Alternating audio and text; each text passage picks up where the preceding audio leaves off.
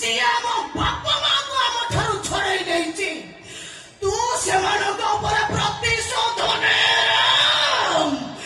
ସେମାନଙ୍କ ଉପରେ ପ୍ରତିଶୋଧ ନେ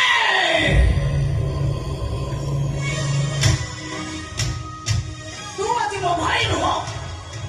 ତୁ ସେଇ ବୀର ପବନ ପୁତ୍ର ଯେ